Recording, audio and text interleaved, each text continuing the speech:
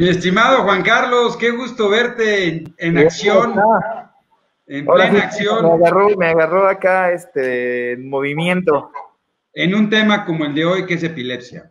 en un tema como el de hoy que es epilepsia, sí. Bueno, pues cuídate mucho y gracias por estar con nosotros. Eso es compromiso, ¿no? Acá Ahí. estamos, acá estamos con cerebros en desarrollo, ¿no? Y bien contentos con el invitado de hoy y bien contentos con el tema porque, como usted decía, es bien interesante y creo que a todos los que estamos involucrados en el manejo de la epilepsia, siempre el síndrome de Lennox-Gastaut, que es de las epilepsias refractarias que mayormente se manejan en el área de neuropediatría, pues es un reto, ¿no? Y sigue siendo y lo seguirá siendo durante un tiempo. No, y hoy tenemos, bueno, es invitado de super lujo y honor. No solo porque tenemos, no solo porque tenemos la fortuna de ser amigos, sino de una persona que tenía una gran trayectoria, que aparte es un super chief, ¿no? Ya no sé en qué grado, y bueno, y además muy merecido y un excelente representante de la neurología pediátrica en nuestro país, el presidente de la Sociedad Mexicana de Neurología Pediátrica, el doctor Óscar Benavides. Óscar, un honor tenerte con nosotros, es un privilegio. Muchísimas gracias por estar aquí. No, muchas gracias a ustedes, muchas gracias Cerebros en Desarrollo por la invitación, a Juan Carlos, a mi maestro Eduardo Barragán por esta invitación y por esta deferencia que hace. Realmente para nosotros ha sido todo un reto. El tema de hoy pues es uno de los puntos que de la neurología pediátrica tiene que seguir investigando. Tenemos que favorecer el que estas personas con este tipo de epilepsia refractaria, de síndrome de Lennox-Gastaut, pues tenga mejores expectativas de vida tanto para el paciente como para la familia. Oye, Óscar, desde el punto de vista digo, como presidente de la sociedad y de toda la experiencia que ya tienes, ¿no? Del hospital militar, ¿cómo has visto tú la evolución de Lennox-Gastaut en los últimos 10 años, ¿no? ¿Te parece que has incrementado, que ha disminuido, que se ha modificado la historia natural? ¿Ustedes cómo lo han visto? ¿Tú cómo lo ves? Fíjense que pues se han hecho muchos avances en el tratamiento principalmente.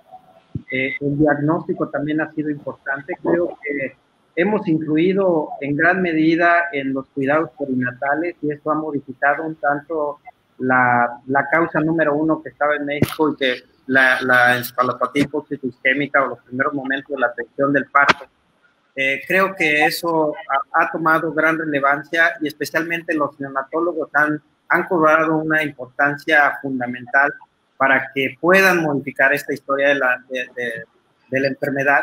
Sin embargo, la tecnología también nos ha ayudado pues, a darnos cuenta que aquellos casos que no podíamos clasificar hoy ya tienen un nombre y afortunadamente podemos identificarlo y desafortunadamente en muchas de las ocasiones no tenemos el tratamiento exacto para llegar a lo que probablemente sea la medicina del futuro, que es la medicina de precisión, ¿no? De saber a qué paciente debe darle cada uno de los tratamientos y cómo se va a comportar ese tratamiento en la persona misma y cómo va a modificar la historia natural de la enfermedad.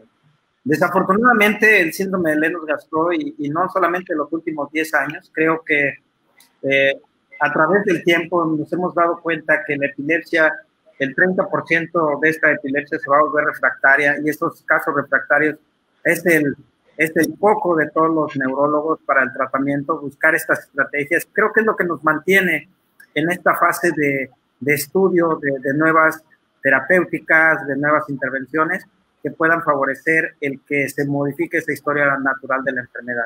Creo que en los 10 años lo que más ha avanzado es la parte terapéutica, donde hoy tenemos diferentes estrategias de tratamiento, tenemos diferentes fármacos y creo que una de las cosas más importantes es el cambio de conciencia de la etapa perinatal.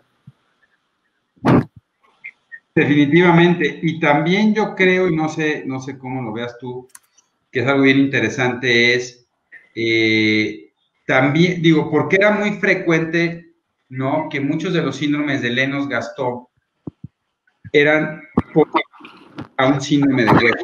el paciente tenía síndrome de West y luego evolucionaba a Lennox-Gastaut. Y creo que también hemos logrado modificar, gracias a nuevos tratamientos o nuevas estrategias terapéuticas en el West. No sé si has visto una modificación también de las evoluciones en los pacientes con síndrome de West, que yo creo que cada vez tenemos también una mejor evolución y mejor control de los chavos. Sí, yo creo que esta fase progresiva que a veces decían que era un continuo desde Otajara, West y Lennox, se ha modificado.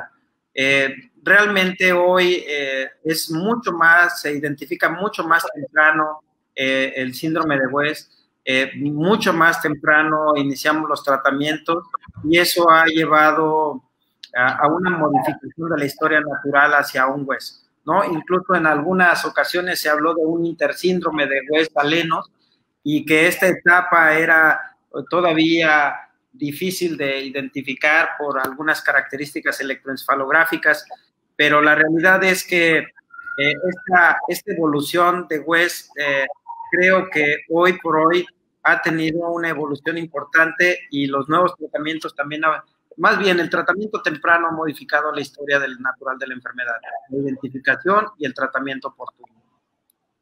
Sí, definitivamente. Bueno, quiero aprovechar para decirte que nos están viendo muchos de los egresados del hospital, que son evidentemente gente que te ha seguido y que eres una buena guía. Muchos saludos a Dianita, a Azucena Delgado. Hasta siempre nos sigue. Muchas gracias. Sí, un excelente neuropediatra de Tijuana, ¿no? Está Marco Urrutia, ¿te acuerdas de Marquito Urrutia? Oh, desde claro. Nicaragua. Cristian López, saludos a Dominicana, ¿no? Espero que estén muy bien. A José Ilán, que te sigue desde Oaxaca. Está Denis Fabricio de Ecuador, el Denis, ¿no? Muchos saludos, Denis. Y pues toda la gente que nos está viendo desde muchas partes. A Claudia Moreno, también muchas gracias. Y Claudia Isabel desde El Salvador. Y al maestro Lino y Prometeo que nos están viendo. Oye, entonces, fíjate, yo ahorita les quiero pasar algunas slides rápidamente, un poco porque también nos ven muchos pediatras, yo quisiera como definir un poco lo del tema de Lennox-Gastaut, nada más como definirlo, y luego les voy a quitar 15 minutos, ver los tratamientos y ver algo que hemos estado trabajando y que tú estás involucrado en esto, y luego que podamos abrir la discusión otra vez a los tratamientos, sobre todo a esto que la Liga Internacional contra la Epilepsia está tratando de modificar, ¿no? Nomás déjame ver. No, y bueno, un poquito como preámbulo a todo esto, ¿no? Para la gente que nos está viendo, obviamente los colegas neurólogos están familiarizados con la parte de síndrome de Lennox-Gastaut, pero para la gente que nos ve, el síndrome de Lennox-Gastaut es probablemente uno de los síndromes que causan epilepsias refractarias con mayor frecuencia en los niños en el mundo. Entonces, este síndrome se caracteriza por presentar diferentes tipos de crisis epilépticas, de diferentes formas, de diferentes presentaciones, y que por lo regular la historia natural de la enfermedad en el síndrome de Lennox-Gastaut lo convierte en una epilepsia refractaria. Eso significa que nos cuesta mucho trabajo el poder llegar a un control efectivo de las crisis, y es un reto, evidentemente, el poder tratar a los pacientes, y se han venido diseñando diversos tratamientos para poder llevar a cabo el mejor control posible. ¿Está listo, Doc, no? Sí, perfecto. ¿Sí se ve la pantalla? Ahí está. Perfecto. Entonces, nada más quiero tocar un poco base en esto, ¿no? Algo que venía hablando el maestro Engel, ¿no? Desde el 2001, es el concepto en que las crisis muy frecuentes, las anormalidades interectales o ambas contribuyen al desarrollo de una encefalopatía. ¿Qué es una encefalopatía en los niños? Son estas causas que las crisis no controladas de manera frecuente van a impactar no solo en perpetuar el fenómeno de las crisis, sino sobre el desarrollo. Y es probablemente por eso que es tan importante para nosotros trabajar de manera muy puntual en tratar de controlarlas lo antes posible. Y sobre todo por esto que han llamado, sobre todo la doctora Berg, ¿no? La plasticidad negativa. Así como hay una plasticidad positiva que favorece la interconexión neuronal, también hay esta plasticidad negativa en la que las descargas eléctricas van a favorecer que haya más conexiones anormales, ¿no? Y ahorita les voy a preguntar qué piensan ustedes de todos estos conceptos y que evidentemente, pues este cuadro clínico de anormalidades y de una actividad eléctrica muy severa, no solo es controlar las crisis, sino tratar de mejorar esta actividad tan severa frecuentemente, ¿no? Las características claves dentro de las encefalopatías epilépticas, ¿no? Pues que son crisis muy frecuentes de diferentes tipos, que siempre generan una normalidad en la actividad de base y que con mucha frecuencia tienen descargas de espigas, ondas lentas, y que la normalidad electroencefalográfica persiste normalmente todos los días de todas las semanas, ¿no? Y entonces por eso, cuando tú tomas un electroencefalograma, las detectas, ¿no? Y esto es un poco lo que pensamos en esta plasticidad negativa, que estas crisis y estas descargas, que finalmente en la gran mayoría de los casos, y eso es algo que decía Oscar, es muy interesante, afortunadamente esta mejoría en el tratamiento perinatal ha favorecido que la primera causa probablemente del gastro, que eran las encefalopatías hipóxico-isquémicas, hayan cambiado y que probablemente hoy las principales causas sean estructurales malformativas, sobre todo displasias focales, que son las que pueden ir generando o favoreciendo este proceso. Y que esta encefalopatía y este tejido epiléptico es el que perpetúa el fenómeno de las crisis y por eso se vuelve tan complejo, ¿no?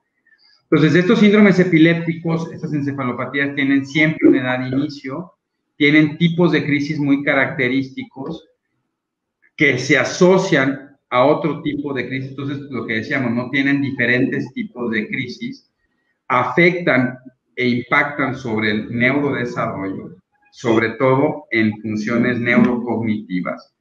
En general suelen tener algunas características particulares cada uno de los síndromes, ahorita vamos a ver, y siempre tiene cada uno de estos síndromes hallazgos electroencefalográficos muy característicos y patrones muy específicos de cada síndrome. Puede haber diversidades en la resonancia.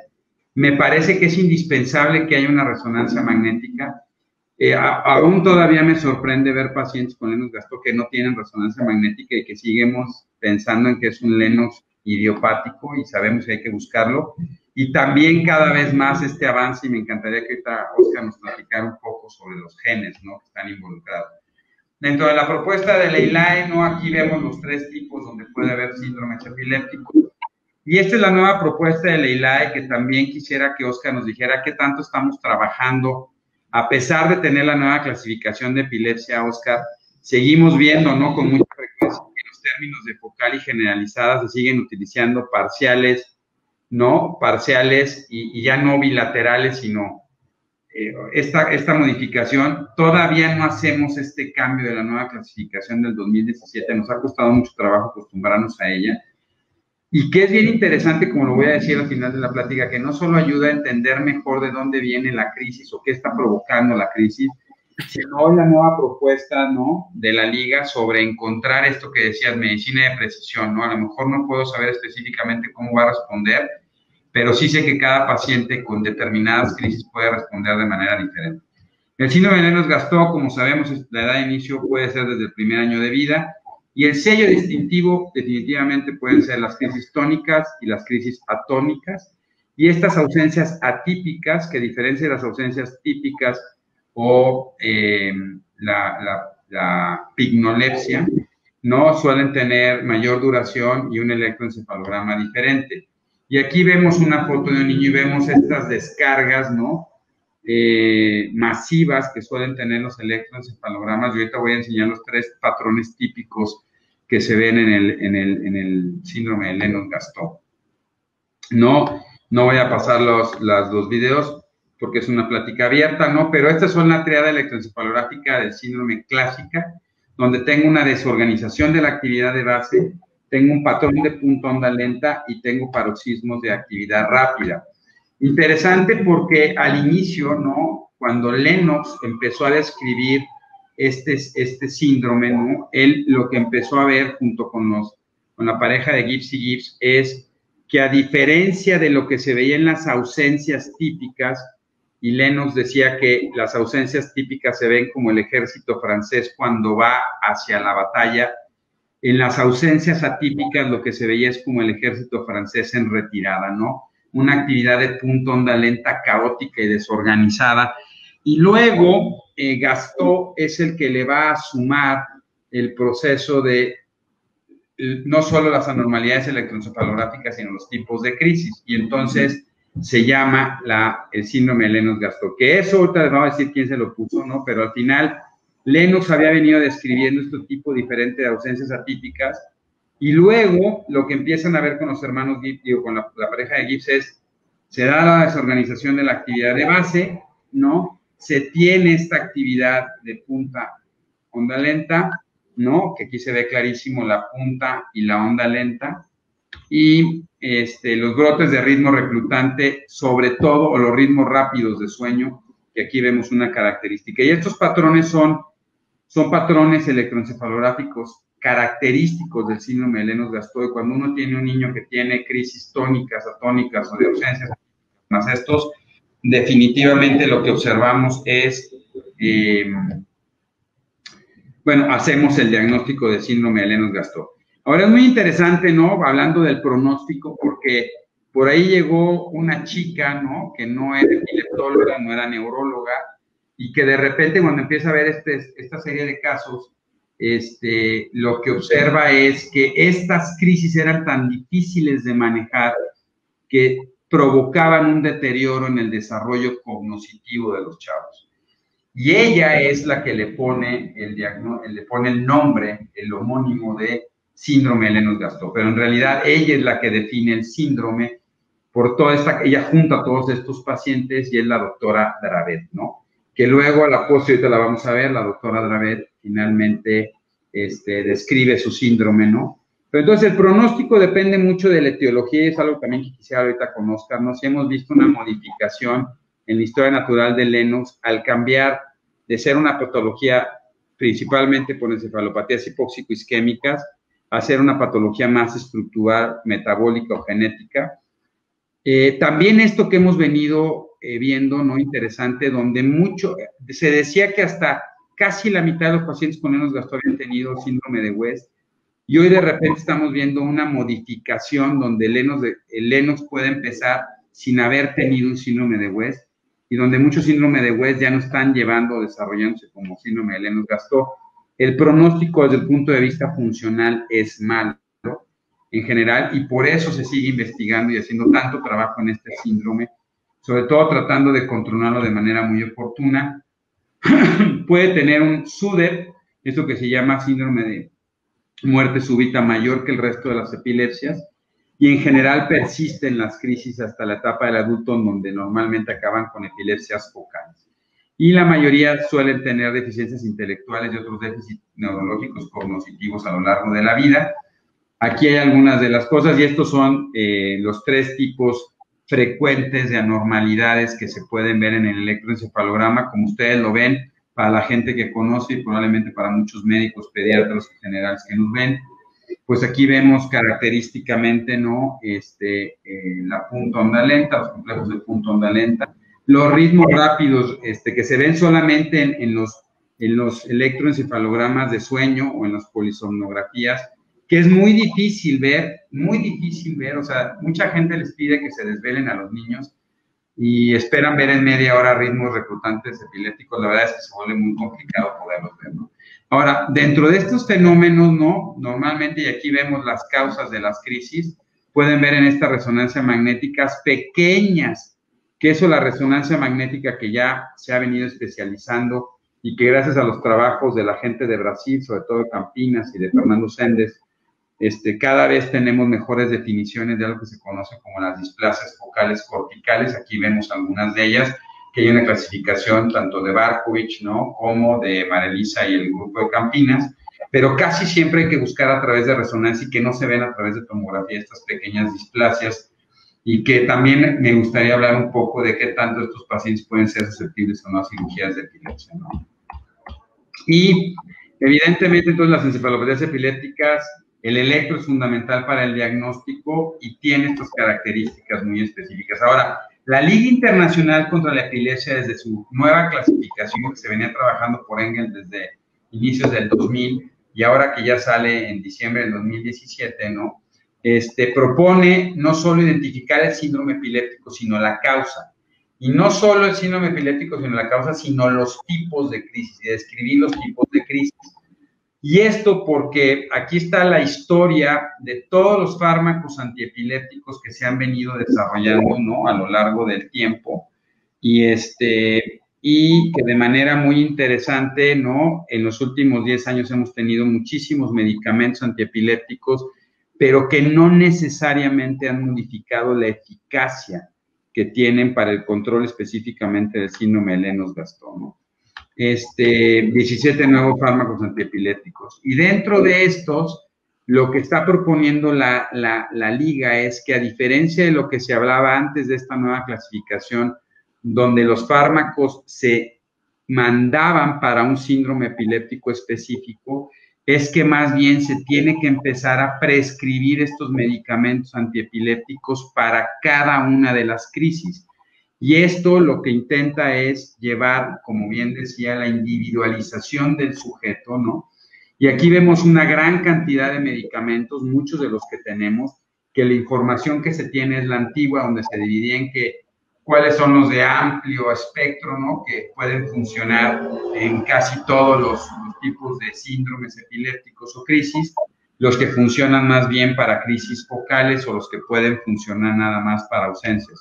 Sin embargo, ¿no?, la doctora Perrine Plum ha propuesto que para estos síndromes específicos, específicamente, se tiene que dar medicamentos específicos para el tipo de crisis, ¿no?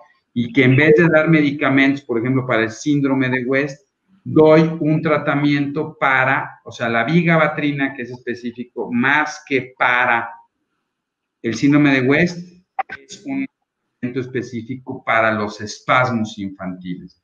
Y de esta manera, en el síndrome de Lennox-Gastaut también se han estado buscando medicamentos que sean más específicos para el tratamiento de cierto tipo de crisis, sobre todo algunas que suelen ser mucho más difíciles, ¿no? Entonces, evidentemente, lo que estamos tratando en esas encefalopatías epilépticas es ir dirigido a los síndromes y al tipo de crisis, ¿no? Aquí están varios de los algunos síndromes epilépticos, de encefalopatías epilépticas, y específicamente en síndrome de Lennox-Gastaut, probablemente, y aquí está varios de los medicamentos que se utilizan, entre ellos ácido valproico, las benzodiazepinas, la lamotrigina, el topiramato, levetiracetam. También han venido resurgiendo algunas nuevas estrategias terapéuticas, como puede ser la dieta cetogénica, el CBD, que hoy, como decíamos, ¿no?, prácticamente se utiliza CBD para todo, y un medicamento, ¿no?, que es un medicamento no tan nuevo, que es la rufinamida, pero que no habíamos tenido en México ni en Latinoamérica este nuevo medicamento. Y es muy interesante porque es un medicamento que se empezó a utilizar desde hace más de 10 años. Es específicamente establecido para el tipo de crisis más comunes y difíciles de tratar, que son las crisis atónicas, ¿no? Y aquí les presento a la doctora Charlotte Dravet, ¿no?, que ella fue la que, les digo, conformó el síndrome de Lennox-Gastaut y luego generó su síndrome de Dravet, lo confirmó, ¿no? Ahora, dentro de estos nuevos fármacos, como decíamos, de tercera generación, está la rufinamida, y quisiera dedicar un pequeño tiempo para hablar de la rufinamida.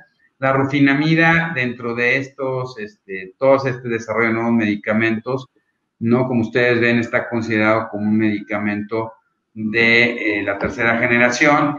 Y bueno, la rufinamida llegó a México y estamos celebrando nosotros un año de que ya tenemos rufinamida en México, ¿no? La rufinamida está indicada en el tratamiento coadyuvante de las crisis asociadas con el síndrome de Lennox-Gastaut a partir de los 4 años de edad. Tiene un funcionamiento, ¿no?, que es modular la actividad de los canales de sodio, que lo hacen algunos otros medicamentos, pero lo hace específicamente en el estado, prolonga el estado inactivo de este canal de sodio, ¿no? Y bueno, lo que se conoce, ¿no?, es que es un derivado triazólico, que fue, como decíamos, la Comisión Europea y la FDA aprobaron la rufinamida desde 2007 y 2008 para el tratamiento de estas crisis. Específicamente, para crisis atónicas, para ausencias atípicas, ¿no? Es interesante porque tiene un perfil muy específico. Afortunadamente, y algo que lo que estábamos esperando de la rutinamida es que lo que habíamos aprendido es que tiene una muy buena absorción, no se modifica tanto con los alimentos, que en niños eso es súper importante, tiene una vida media bastante larga y se metaboliza principalmente a nivel hepático, ¿no? Interesante porque no requiere un ajuste de la dosis incluso con pacientes con problemas renales. Y la otra cosa interesante es que no afecta las concentraciones plasmáticas de muchos de estos niños que tienen la mayoría una gran cantidad de antiepilépticos. Una cosa de las que caracteriza al síndrome de Lennox-Gastaut es que en general los chicos mantienen una gran cantidad de fármacos antiepilépticos. Yo ahorita les voy a decirles lo que nosotros hemos visto de la cantidad, pero en general por lo menos tienen más de 3 medicamentos normalmente corroborados. Y algo que hemos encontrado, Juan Carlos, ¿no? Es muy interesante en el Departamento de Neurología del Hospital Infantil de México, es que muchas mamás les empiezan a dar CBD a estos pacientes y no nos avisan que se los están dando, ¿no? Lo que le da la tía, lo que le da el familiar, y luego tendría que ser considerado como un fármaco más. Y es interesante porque el CBD sí puede modificar, y ahorita me gustaría que tú hablaras un poco de eso, Juan Carlos, sí puede modificar un poco las concentraciones de algunos de estos fármacos antiepilépticos, ¿no? Y bueno, aquí hay algunos estudios, perdón que la diapositiva está en inglés, pero hay algunos estudios donde evidentemente se puede ver que ya hay la suficiente evidencia científica, sobre todo para la utilización con suma certeza de estos pacientes. Ahora, algo que nosotros, importante es el inicio de la dosis y cómo voy ajustando la dosis. Normalmente tengo que empezar con dosis, ¿no? Y cómo voy ajustando las dosis en los días y no esperarme tanto para lo que tengo que dar, ¿no? Y por eso, en México, lo que quisimos hacer cuando vimos que ya había llegado este medicamento es hacer la primera experiencia clínica del uso de rutinamida en la población mexicana pediátrica con síndrome de Lennox-Gastaut, donde nuestro objetivo principal es evaluar la respuesta clínica de rutinamida en nuestros pacientes, ¿no?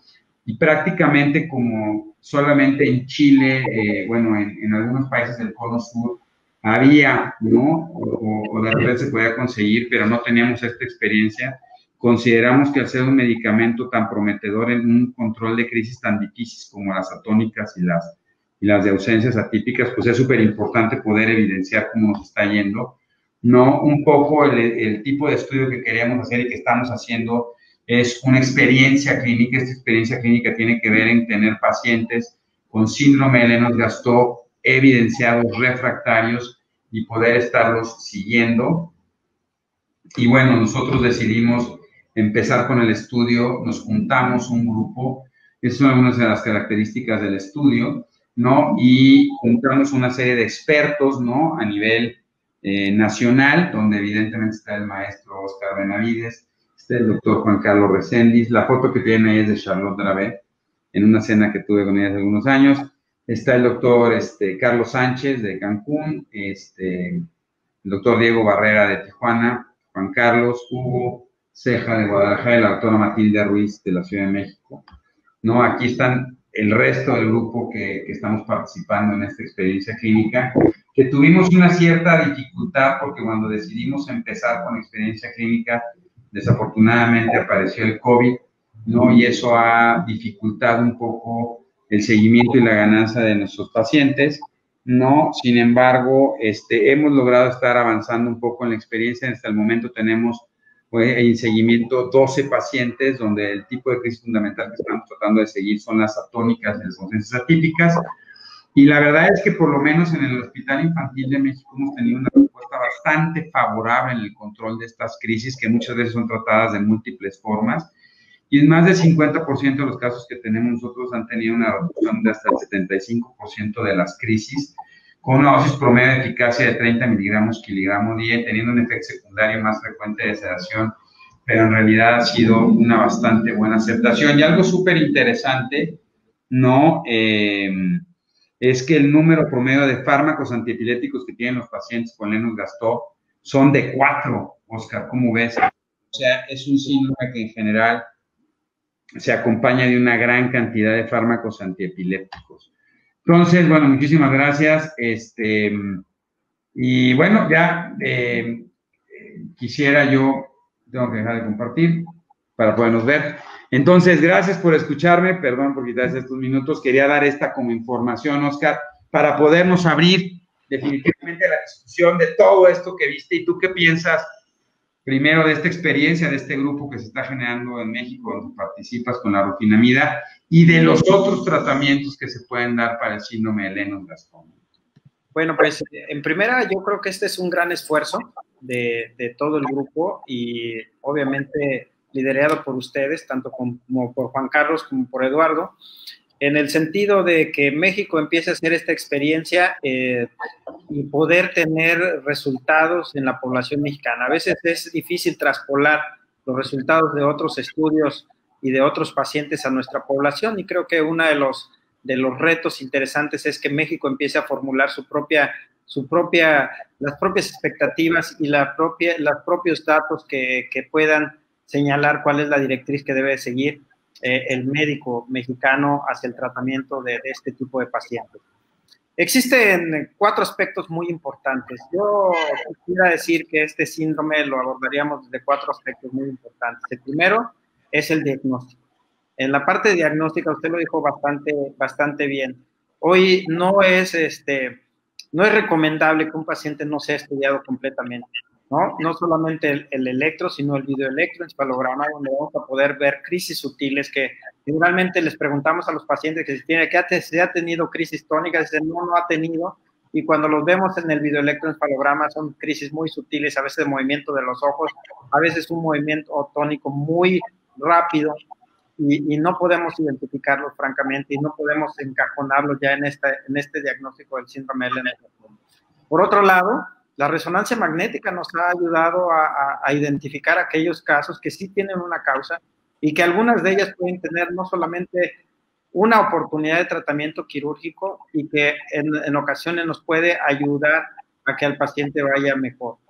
La parte de la genética nos ha ayudado a identificar ciertas familias con ciertos genes que puedan ser específicos para cierto tipo de epilepsias y que hoy no solamente juega un papel en la detección, sino también en aquellos pacientes que pueden ser resistentes a diferentes fármacos. Hoy sabemos que podemos identificar por medio de estudios genéticos cuáles pacientes pueden ser susceptibles o resistentes a diferentes tratamientos. El segundo aspecto que quiero decir está relacionado a tratamientos específicos. Muy bien en este aspecto de que ahora tratamos de encajonar el tipo de crisis, cuáles pudieran ser los mejores tratamientos. Y una de las cosas que frecuentemente vemos es no estar identificando fármacos adecuados para el tratamiento. Específicamente lo vemos cuando están tratados, cuando la prevalencia en pacientes con síndrome de Lennox-Gastaut son crisis mioclónicas y de repente los observamos con tratamientos como fenitoína o también con los carbazepina o carbamazepina, donde lo que estamos haciendo, incluso la vigabatrina, exacerbando las crisis mioclónicas. Otro de los aspectos importantes tiene que estar enfocados a la familia, a esta parte de la calidad de vida. Sabemos hoy que esto es un síndrome que es de larga evolución, que devasta a la familia, que los cuidadores son los que generalmente también sufren, también están relacionados a esta fatiga del tratamiento crónico y a las expectativas que tienen del tratamiento y de cómo de cómo no ven esta modificación de los tratamientos. Y el último aspecto tal vez pudiera estar relacionado a qué hay más allá de los tratamientos, ¿no? Hoy sabemos que rufinamida llegó a México con buenas expectativas para poder tratar a este tipo de pacientes como síndrome de Lennox-Gastaut con suficiente evidencia y que hoy se está haciendo esta experiencia mexicana de conocer cuál puede ser la evolución que tengamos nosotros con este tipo de tratamientos. Pero también ha habido otros tratamientos, ¿no?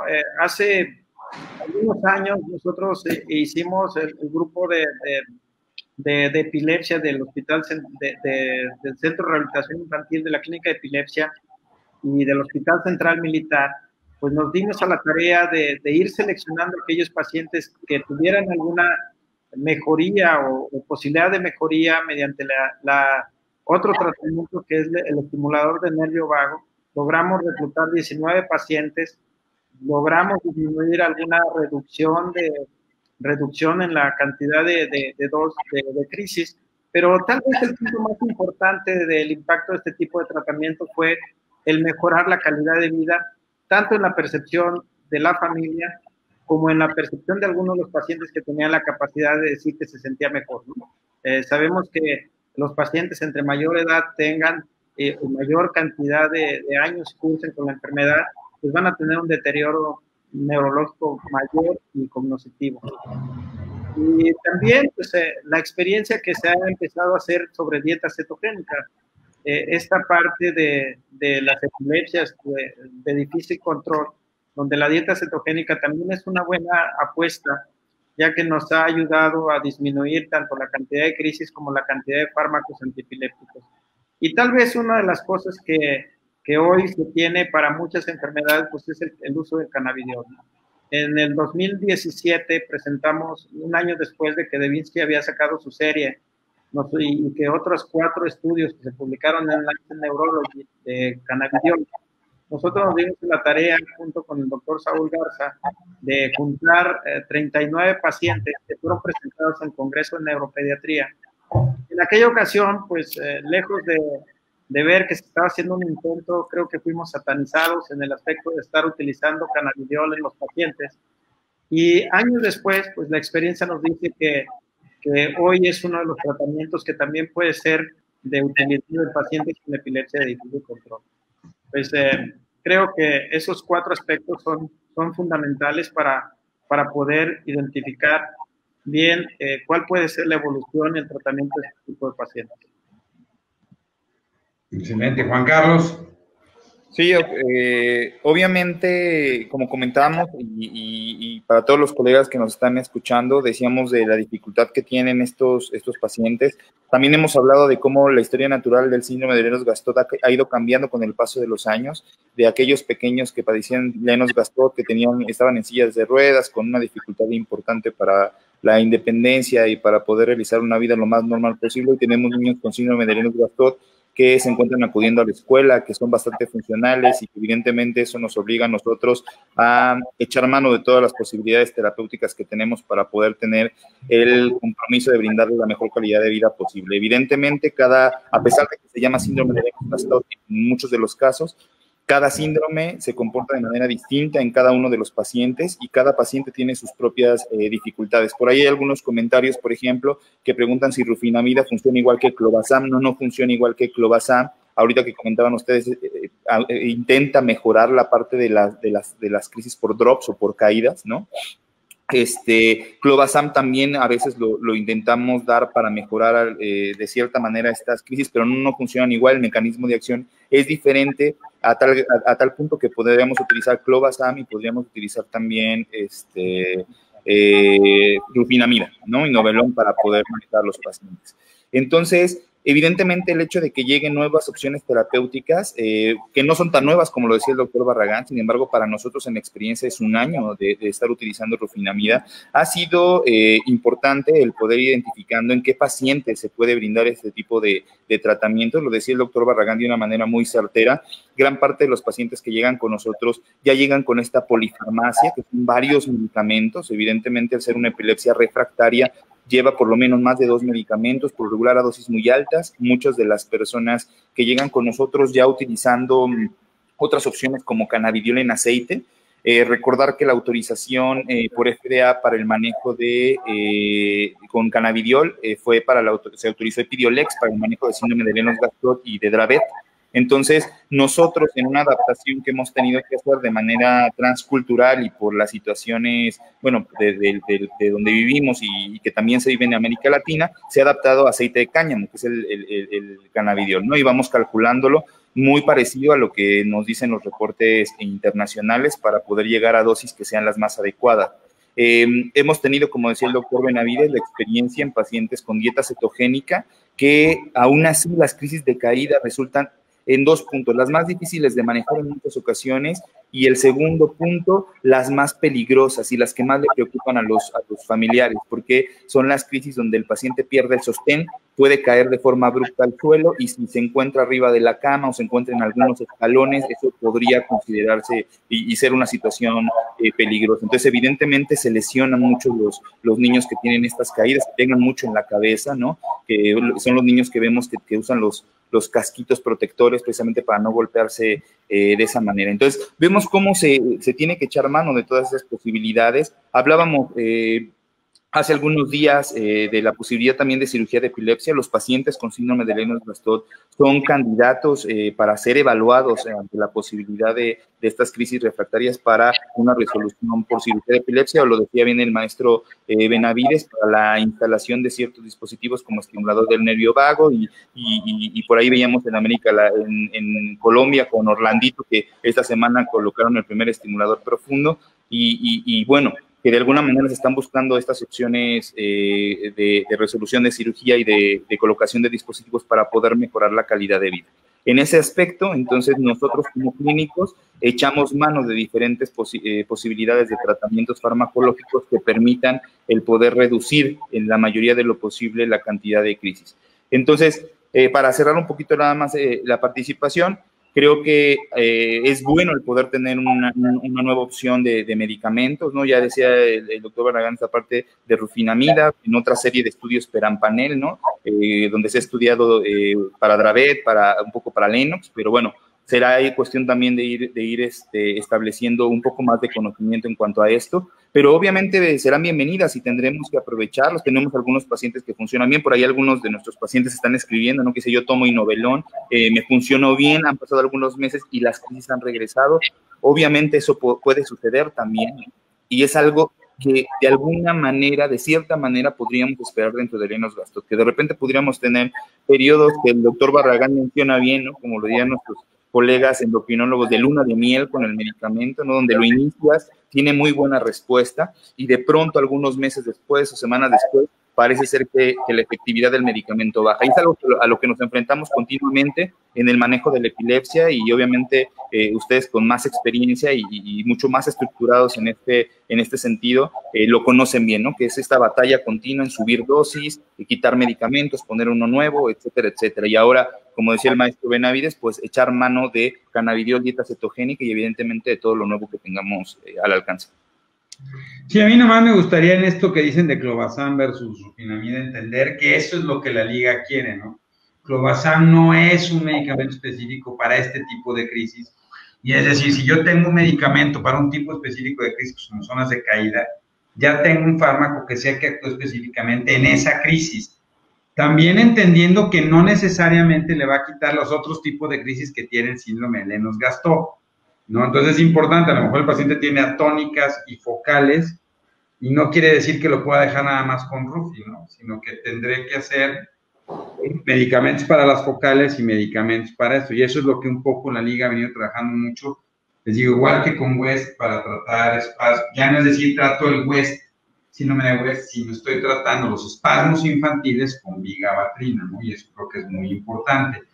Dos es, nada más para ajustar la rufinamida, que a veces hay que ajustar las dosis, y no sé si te estaba pasando, Oscar, por ejemplo, en los hospitales públicos de repente pues, dejamos de dar consulta durante varios meses, y los chavos han crecido, han aumentado de peso y no se ajustaron las dosis, ¿no? Entonces es importante como recomendarle a todos los familiares y a los médicos, si no, porque también de repente entramos los médicos y bueno, aquí está el presidente de la Sociedad Mexicana de Pediatría, pues nos dio miedo, ¿no, compadre? Estar en el COVID. Y de repente se pararon las consultas y eso hizo que se perdiera el seguimiento de los pacientes. Es muy importante que llamen, porque una de las cosas que vimos, y para eso sirven las experiencias, ¿no? Es poder ver que de repente no llegamos a las dosis recomendadas o hacemos los ajustes en las medidas que tenemos. Este es el buen Jorge Ibarra, un saludo hasta Pachuca, el Jorgito. Entonces, eso es muy interesante, se puede dar en adultos, sí, la rufinamida. Y la otra cosa es, ¿cómo lograr, mi estimado Oscar, favorecer que población desde la Sociedad Mexicana de Neuropediatría, la población del Josuelito ahí de Oaxaca, llegue esta información a los médicos pediatras tú decías, bueno, estos mis diagnósticos, ¿no? O sea, no, pues pienso que no tiene nada de LDFH y de repente tiene mucho más crisis, ¿no? Porque pusieron Lennox. De repente, no sé si te pasa, muchos pacientes que tienen Lennox-Gastaut que no han sido diagnosticados como Lennox-Gastaut porque no tienen los estudios pertinentes, ¿no? ¿Cómo poder favorecer la educación médica en ese sentido, ¿no? Y la otra, también lo hablamos con la cirugía de epilepsia, porque hay una pregunta por ahí que dice, ¿qué cirugía de epilepsia es la mejor? La verdad es que hoy con las técnicas de resonancia, si encuentro displasias focales corticales, pues evidentemente son muy susceptibles a hacer una cirugía de epilepsia muy fina, que normalmente lo que usamos para estos pacientes son callosotomías, ¿no? Que la callosotomía es una cirugía paliativa y no necesariamente una cirugía curativa. Sí, pues uno de los aspectos importantes, y lo platicamos hace unos días, es lo que la Liga Internacional contra la Epilepsia ha hecho, ¿no? Utilizar las tecnologías de la información y que esas tecnologías de la información lleven este contenido científico. Hace poco me comentaba acerca de lo que la ILAE hacía respecto a Wikipedia, ¿no? Que por qué los médicos hoy somos wikipedios, ¿no? Ya antes éramos de Google, ahora somos de Wikipedia. Y cómo la Liga identificó esta parte de poder hacer una interacción en pro de la educación médica, de poder todo el tema de epilepsia, dictarlo la Liga Internacional contra la Epilepsia en Wikipedia, ¿no? El cómo hoy la gran mayoría de la educación médica que la Liga está proponiendo es a través de redes, de tecnologías de la información. Y creo que es el camino que nos está enseñando esta pandemia, ¿no? Hoy estamos más lejos, pero nos conectamos más. Hoy podemos llegar a más personas. Teníamos congresos presenciales donde podíamos ver personas. Hoy que la sociedad está haciendo diferentes intervenciones mensuales en temas específicos, hemos llegado a países que ni siquiera sabíamos que nos siguen, ¿no? Como tuvimos algunos de África y otros de Latinoamérica que dicen, oye, ¿cómo es posible que nos estén siguiendo o que les esté interesando el tema que nosotros estamos poniendo, ¿no? Creo que el camino es para allá. También es importante saber que el COVID, la enfermedad de COVID está hoy cambiando muchas cosas, pero también está perjudicando este seguimiento de los pacientes. No nada más de epilepsia, sino todos los pacientes con enfermedades crónicas, pues realmente no están llevando su seguimiento y eso ha sido catastrófico en todos los aspectos, tanto de seguimiento, seguridad del paciente, apego a tratamientos, y creo que también ahí debemos de buscar estrategias para estar conectados con los pacientes, abrirles canales para que ellos se comuniquen. Y una de las cosas tal vez más importantes es no desligarnos de ellos, poder mandarles información pertinente para que estén actualizando constantemente. Yo hago una invitación desde aquí a todos aquellos que quieran participar tanto en la plataforma de la sociedad como en nuestras redes, a que esta información no solamente llegue a los pediatras, sino llegue a los médicos de primer contacto, que generalmente es donde se puede identificar tempranamente muchas de las enfermedades, no solamente neurológicas, sino de todo tipo, y que a través de eso podamos tener una referencia temprana y lo más temprano posible estar dictando el estudio del paciente, el tratamiento adecuado y sobre todo cambiarle o modificar la historia natural de la enfermedad. Excelente. No, excelente. La verdad es que aprovecho porque se nos ha ido el tiempo rapidísimo, ¿no? Ya, cada vez se nos va más rápido, Juan Carlos. Y aquí con el maestro Oscar, te quiero felicitar, Oscar, aprovechar para felicitarte por tu excelente desempeño como presidente de la Sociedad Mexicana de Neurología Pediátrica. La verdad es que te reconozco esa gran labor que estás teniendo y ojalá, ahorita nos están viendo gente de toda Latinoamérica y de todas partes de México, para que se puedan unir y seguirlos, ¿no? Yo creo que todo el trabajo que están haciendo tú, Mati, y toda la gente de ahí es excelente y la información maravillosa y sobre todo para poder ayudar a nuestros pacientes, ¿no? Ya se desconectó, estaba el maestro Mario Alonso viéndonos. Yo espero que pronto tengamos otra charla con él para hablar un poco de las estrategias de cirugía, porque hay varias preguntas de Lennox entre las diferencias de los estimuladores vaginales, y a ver si lo hacemos con Orlando, ¿no? El DBS, ¿no? Y todo esto nuevo que viene sobre estimuladores profundos para el control de la cirugía, que desafortunadamente, niños, todavía nos falta un rato. Y, ¿qué tanto vale la pena, no, Oscar, hacer búsquedas genéticas? O sea, ¿qué tan frecuente lo estamos haciendo y qué tanto vale o no la pena? Bueno, yo creo que hoy ya debe ser una de los estudios que debemos estar tomando, porque definitivamente la genética va a venir a revolucionar muchos de los casos idiopáticos o de los que no tenemos una causa. Considero que para algunas entidades epilépticas muy específicas ya se cuenta con el gen, y el conocer esta parte nos ayuda a entender la historia natural de la enfermedad y una de las maneras de cómo poder tener un mejor tratamiento sobre estos pacientes. Creo que la genética va a tomar un papel muy importante en los próximos años, que cada vez estamos reconociendo más, no solamente a los genes, sino a aquellas partículas más pequeñas como los intrones, los exones, que están modificando el tipo de enfermedades o la generación de estas proteínas que se necesitan, tanto como mutaciones como algunas de lesiones que son muy puntuales y que modifican la presentación o incluso el tipo de epilepsia que podamos llegar a tener. Creo que el papel de la genética va a ser muy importante en los próximos años. Creo que es uno de los estudios que hoy se está tratando de hacer mucho más accesibles.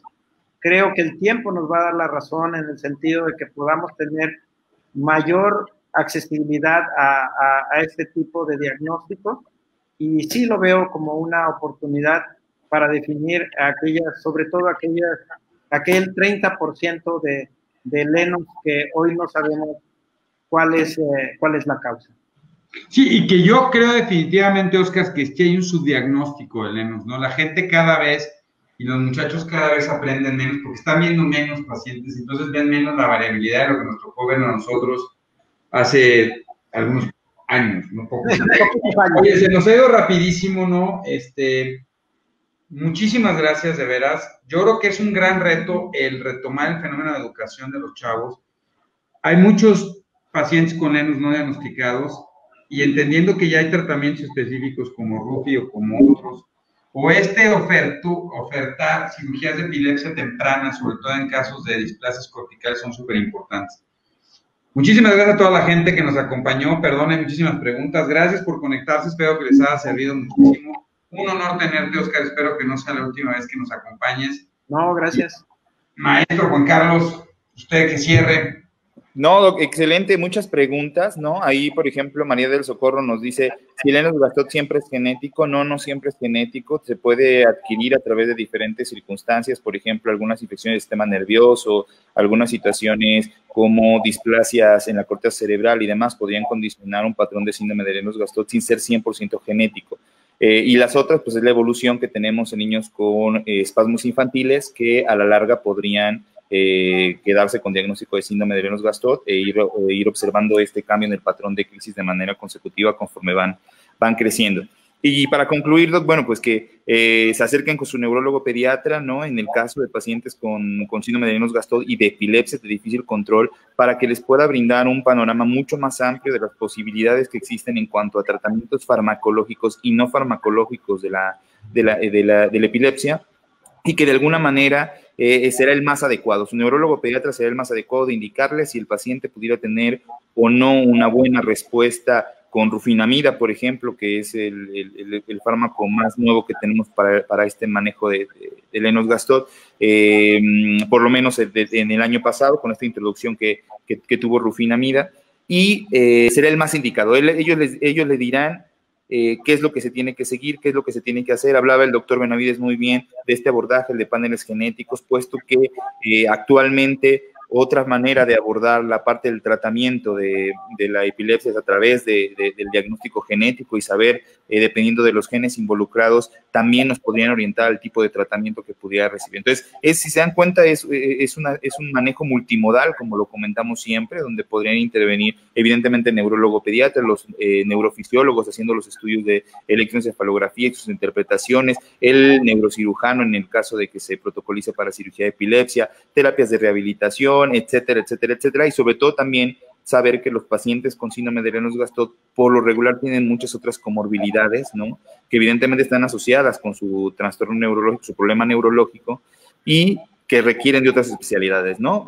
Por ejemplo, infectología, se infecta frecuentemente, neumología, en el caso de neumonías de repetición, y muchas otras especialidades de las cuales echamos mano para poder, repetimos, llevar el paciente a la mejor calidad de vida posible. Muchas gracias a todas las personas que nos siguieron. Oye, nada más quiero decir una cosa, Juan Carlos, perdón. Mándeme. Hay mucha gente que nos está preguntando de los estados de la República, que nos quieren contactar. Yo les sugeriría que entraran a la página de Cerebros en Desarrollo, donde tenemos el listado de los neurólogos pediatras egresados del infantil, y si no, entren por favor a la página de la Sociedad Mexicana de Neurología Pediátrica, donde tienen todo el directorio de neuropediatras del país, y seguramente van a encontrar gente de un altísimo nivel que pueden ir en su ciudad, ¿no?